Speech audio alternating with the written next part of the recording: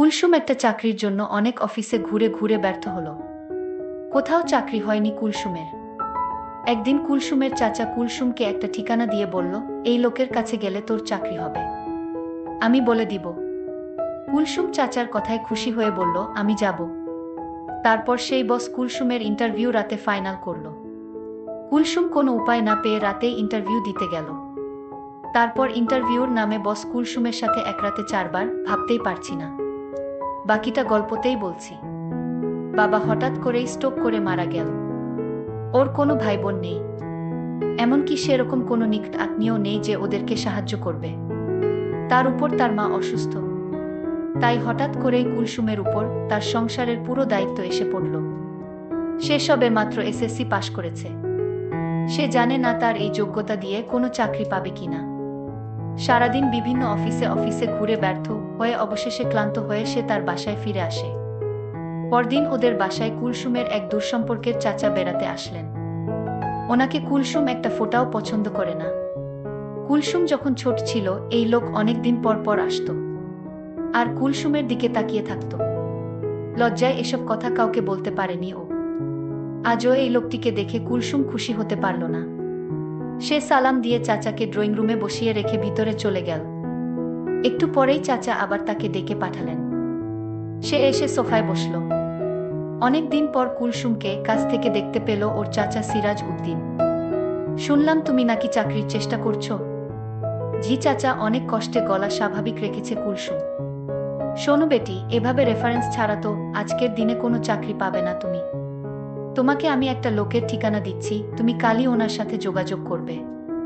আমি বলে রাখবো তোমার চাকরি ইনশাল্লাহ হয়ে যাবে। চাকরির এরকম অভাবনীয় সুযোগের কথা চিন্তা করে কুলসুম খুশি হয়ে গেল। এমনকি নিচু হয়ে চাচাকে সালামও করে ফেল। তার চাচা কুলসুমের দিকে তাকিয়ে রইল। কুলসুম উঠে উপরে তাকাতেই উনি অনেক কষ্টে চোখ সরিয়ে নিলেন। বড় হওয়ার পর কুলসুমকে অনেকদিন পরে দেখে চাচার মাথা খারাপের মতো অবস্থা হয়ে গিয়েছিল। কুলসুমের মতো একই সাথে এরকম মেয়ে সচরাচর দেখা যায় না। পরদিন সকালে কুলসুম ঠিকানা অনুযায়ী উত্তরার একটা অফিসে গিয়ে দিদার নামে ওখানের ম্যানেজারের সাথে দেখা করল। কুলসুমকে এক নজর দেখেই দিদার চমকে উঠল। এদেশে এখনো এরকম মেয়ে আছে। সে নিজেও অনেক সুন্দর। বহুদিন কানাডায় ছিল সে। মেয়েটি দেখতে একদম কানাডা দেশের মেয়ের মতো। কুলসুমকে দেখে ওর তাদের কথা মনে হয়ে গেল। নিজের দেশেই যে এমন সুন্দরী মেয়ে আছে তা তার ধারণা ছিল না। মনে মনে সিরাজ সাহেবের চয়েজের প্রশংসা করল সে। মুখে বলল, সিরাজ উদ্দিন তোমাকে পাঠিয়েছেন তো মনে করো চাকরিতে এক পা দিয়েই রেখেছ, তবে তোমার নিজেকে প্রমাণ করতে হবে, বুঝেছ? জি স্যার, কুলসুম নত মুখে বলল। ভালো, তোমার মতোই মেয়ে আমাদের অফিসে দরকার। তোমার মতো মেয়ে অনেকদিন যাবৎ খুঁজেছি, পাইনি। আজ পেয়েছি। আমি আশা করি তুমি অফিসের কাজ খুব সুন্দরভাবে করতে পারবে। তাহলে আজ সন্ধ্যায় আমাদের হেড অফিসে চলে এস, ওখানেই তোমার ইন্টারভিউ হবে। সন্ধ্যায় ইন্টারভিউ? কুলসুম অবাক হয়ে যায়। আমাদের কোম্পানি সময়ের মূল্যতে বিশ্বাস করে, তাই অফিস টাইমে ইন্টারভিউ নিয়ে সময় নষ্ট করা হয় না। কোনো আপত্তি আছে তোমার? না স্যার, ওকে দেন, এই নাও ঠিকানা, ঠিক 7টার মধ্যে চলে এসো। কুলসুম ঠিকানা লেখা কাগজটা হাতে নিয়ে বের হয়ে আসে। সে দিদার সাহেবের ব্যবহারে খুশি হয়েছে। অন্য যতগুলো অফিসে সে গিয়াছে প্রতিটাতেই অফিসের বসকে অভদ্র বলে মনে হয়েছে, কিন্তু দিদার সাহেবকে তার ভদ্র বলে মনে হয়েছে।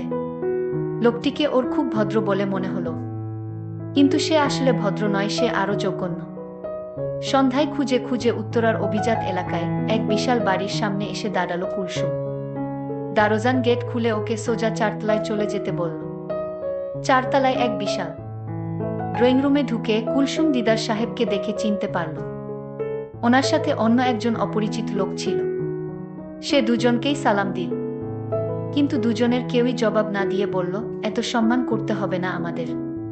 দিদার সাহেব যেন হঠাৎ সম্বিত ফিরে পেয়ে তাকে বসতে বলল। উনি হচ্ছেন আমার পার্টনার জসিম। দিদার কুলসুমকে অন্য লোকটার সাথে পরিচয় করিয়ে দিল। কুলসুম সোফায় গিয়ে বসতেই জসিম উঠে এসে ওর পাশে একেবারে পাশে বসল। দিদার, আপনি ঠিকই বলেছেন। কুলসুম আসলেই একজন দক্ষ মেয়ে, জসিম দিদার দিকে ফিরে বলল। কুলসুম কিছুই বুঝতে না পেরে ফ্যালফ্যাল করে তাকিয়ে রইল। জসিম আবার কুলসুমের দিকে ফিরে তাকালো। জসিম তার বাজে আচরণ করার চেষ্টা করল। এসব দেখে কুলসুম চট করে উঠে দাঁড়ালো। কি করছেন আপনারা এসব? এই বুঝি আপনাদের ইন্টারভিউ? দিদার হা হা করে হেসে উঠল। জসিমও হাসতে হাসতে বলল, আমাদের ইন্টারভিউ যদি তুমি পাশ করতে পারো তাহলে চাকরিটা তোমার কনফার্ম হয়ে যাবে। দিদার হাসি থামিয়ে কুলসুমের দিকে ফিরল। দেখো কুলসুম, এই যুগটাই হচ্ছে স্বার্থপরতার যুগ। তোমার চাকুরি দরকার, আর সে অনুযায়ী শিক্ষাগত যোগ্যতা বা অভিজ্ঞতা কোনটাই তোমার নেই। কিন্তু তোমার কাছে একটা কিছু চাওয়ার আছে। যদি তুমি আমাদের চাওয়া পূরণ করতে পারো তাহলে তোমার চাকরি নিশ্চিত হয়ে যাবে। এরপর থেকে তোমাকে আর কোনোদিন আমরা তোমার কাছে কিছু চাইব না। আমাদের এমন একটি ব্রাঞ্চে তোমার পোস্টিং হবে যেখানে আমাদের সাথে তোমার দেখাই হবে না। ভেবে দেখ, মাসে 20,000 টাকা বেতন। আমি ভেবেছিলাম কুলসুম মনে মনে খুশি হয়ে উঠবে। হাসালে দেখছি। কুলসুম বলল, দেখুন আমি কিছু দিতে পারবো না। যদি আমার যোগ্যতা অনুযায়ী আপনারা আমাকে চাকরিটা দেন তাহলে আমার খুব উপকার হবে। অফিসের বস বলল, এটা কি মামার বাড়ির আবদার যে চাইলেই চাকরি হয়ে যাবে? তুমি যদি আমাদের কথায় রাজি থাকো তাহলে চাকরি তোমার হয়ে যাবে। এমন কথা শুনে কুলসুম খুব কষ্ট পেল। তার ইচ্ছে হচ্ছিল লোকটার গালে ঠাস করে একটা চট বসিয়ে দেয়া, কিন্তু সে সময় তার অসুস্থ মায়ের মুখখানি ওর চোখের সামনে ভেসে উঠল। আর তাই অসহায় হয়ে চাকরিটার জন্য তাদের কথায় রাজি হলো।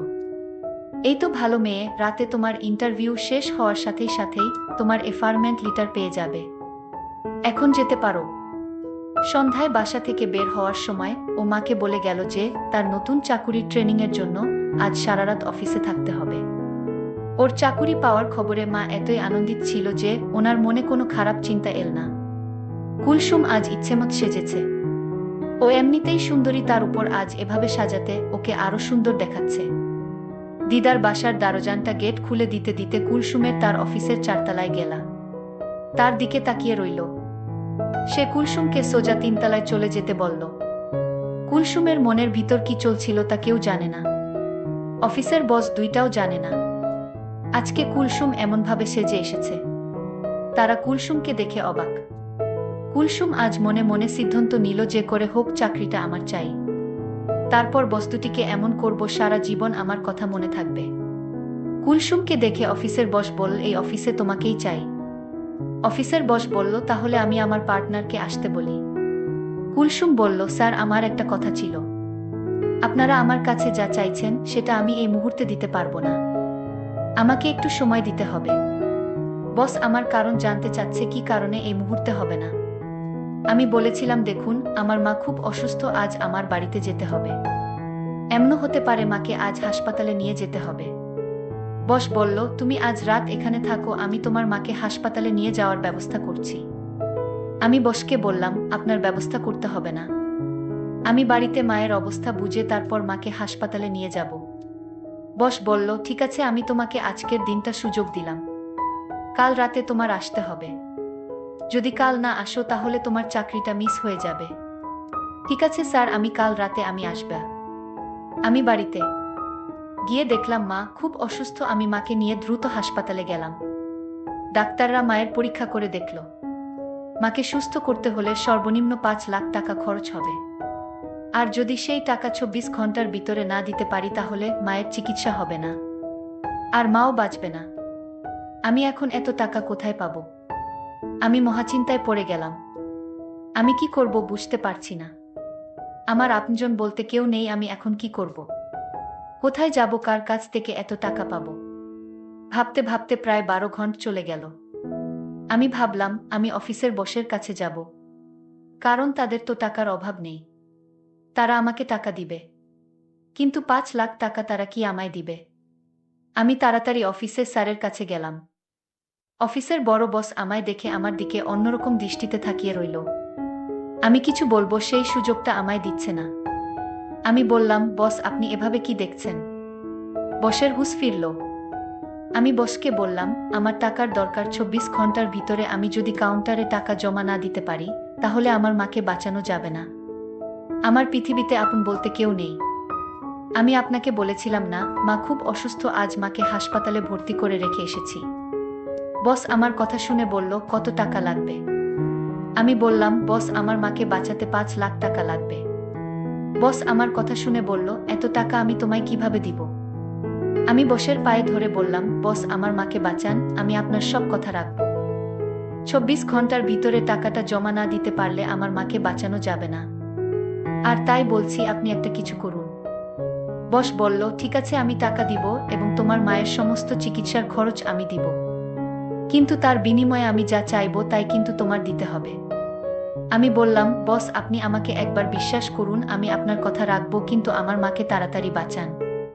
৫ লক্ষ টাকা কাউন্টারে জমা দিতে হবে।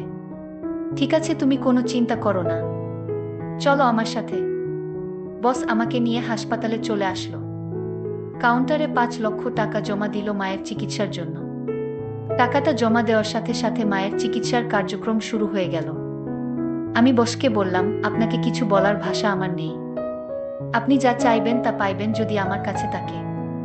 বস আমার কথা শুনে খুশি হয়ে বলল, আগে তোমার মা সুস্থ হোক, তারপর দেখা যাবে। এভাবে ১ সপ্তাহ কেটে গেল। আমার মা নতুন জীবন ফিরে পেল।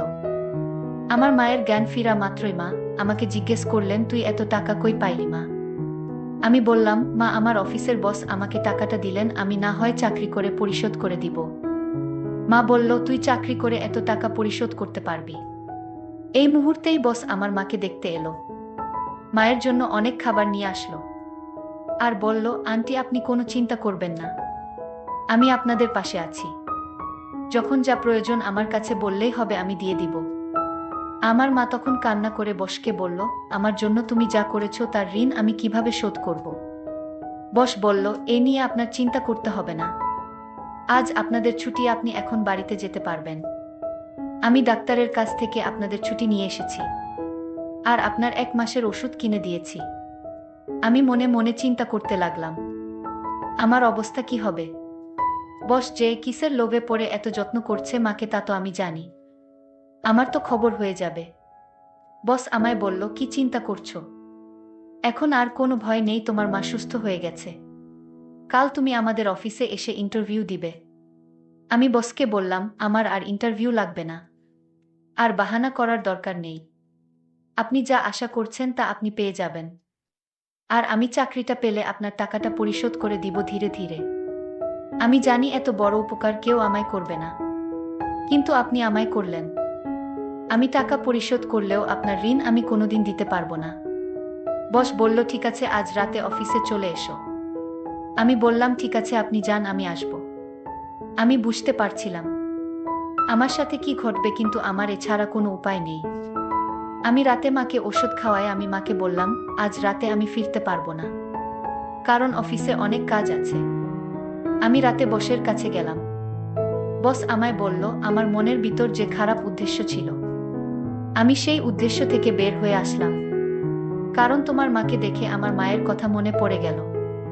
আমি মায়ের স্নেহ ভালোবাসা পাইনি, কারণ আমার মা ছোটবেলায় মারা গেছে। আমি তোমার মাকে বাঁচাতে পেরে আমি নিজেকে ধন্য মনে হলো। আমি তোমার উপর যত শর্ত ছিল তা আমি তুলে নিলাম। আমার কথায় যদি তুমি কষ্ট পেয়ে থাকো তাহলে আমায় ক্ষমা করে দিও। আমি বসের মুখের কথা শুনে আমার চোখে পানি এসে গেল। আমি বসকে বললাম, দেখুন আপনার জন্যই আমার মা আজ বেঁচে আছে, আর আমায় খারাপ ভাববেন না। আমি যা করছিলাম মায়ের জন্যই করছিলাম। বস তখন বলল, আমি তোমায় একটা কথা বলতে চাই। বলুন বস। আমি তোমার দায়িত্ব নিতে চাই, মানে আমি তোমাকে বিয়ে করতে চাই যদি তোমার আপত্তি না থাকে। আমি বসকে বললাম, আপনি কোটি কোটি টাকার মালিক, আপনি আমায় বিয়ে করলে আপনার সম্মান হানি হবে। বস তখন বলল, দেখো আমার মা নেই, আমি তোমার মায়ের সেবা করে যেতে চাই, প্লিজ তুমি না করো না। আমি বসকে সেলুট দিয়ে বললাম, আপনার মতো মানুষ যদি প্রতিটি প্রতিষ্ঠানে থাকতো তাহলে কোনো মা অসুস্থ অবস্থায় মারা যেত না। ঠিক আছে, আমার কোনো আপত্তি নেই। আপনার মতো মানুষ আমার পাশে থাকলে আমার বাকি জীবনটা ভালোই কাটবে। বন্ধুরা, আজকের গল্পটি কেমন লাগলো তা অবশ্যই কমেন্ট করে জানাবেন। আর এরকম নতুন নতুন গল্প পেতে আমাদের চ্যানেলটিকে সাবস্ক্রাইব করে পাশে থাকুন। ধন্যবাদ।